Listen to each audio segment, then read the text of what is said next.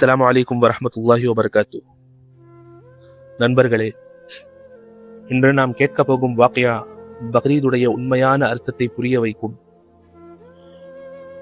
இது ஒரு தந்தையின் ஈமான், ஒரு மகனின் சபுர் மற்றும் அல்லாஹ்வின் ரஹ்மத் பற்றி. ஒரு நாள் ஹஜ்ரத் இப்ராஹிம் அலைஹிஸ்ஸலாம் அவர்கள் ஒரு கனவு கண்டார்கள். அந்த கனவில் தன்னுடைய மிகவும் நேசமான மகன் ஹஜ்ரத் இஸ்மாயில் அலைஹிஸ்ஸலாம் அவர்களை அறுப்பதாக பார்த்தார்கள். நண்பர்களே, நபிமார்களின் கனவு வஹி, அதாவது அல்லாஹுவின் கட்டளை. இமேஜின் பண்ணி பாருங்கள், எத்தனை வருடங்கள் துஆ கேட்ட பிறகு கிடைத்த மகன், அந்த மகனை அல்லாஹுக்காக குர்பானி செய்ய சொல்லப்படுகிறது. ஆனால் இப்ராஹிம் அலைஹிஸ்ஸலாம் அவர்கள் ஏன் யா அல்லாஹ் என்று கேட்கவில்லை. ஏனென்றால் உண்மையான ஈமான் அல்லாஹ்வின் கட்டளைக்கு முன்னால் தலைகுனியும். குர்ஆனின் அல்லாஹ் சுப்ஹானஹு வ தஆலா கூறுகிறான், அஊது பில்லாஹி மினஷ் ஷைத்தானிர் ரஜீம். فلما بلغ معه السعي قال يا بني إني أرى في المنام أني أذبحك.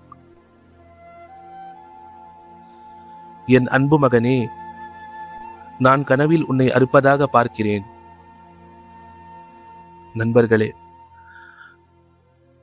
அதற்கு ஹஜ்ரத் இஸ்மாயில் அலைஹிஸ்ஸலாம் அவர்கள் என்ன சொன்னார்கள் தெரியுமா? யா அபதி ஃபஅல் மா துஅமர்.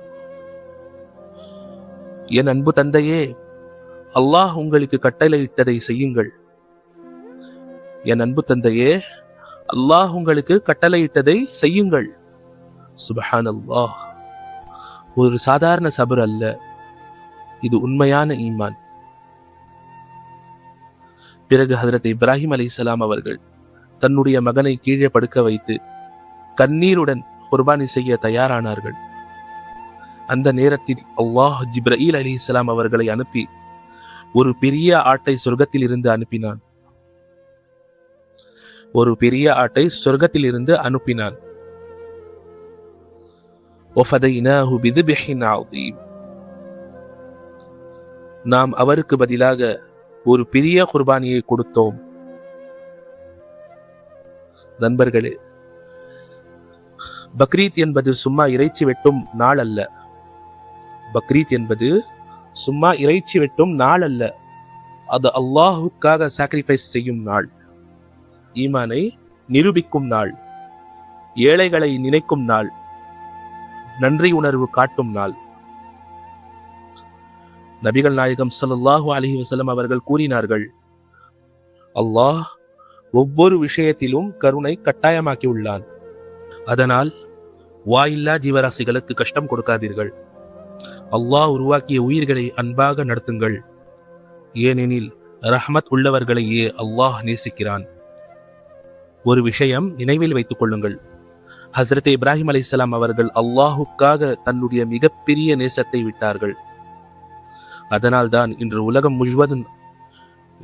முழுவதும் அவர்களின் பெயர் நினைவு கூறப்படுகிறது. நாமும் அல்லாஹுக்காக சாக்ரிஃபைஸ் செய்ய கற்றுக்கொள்ள வேண்டும்.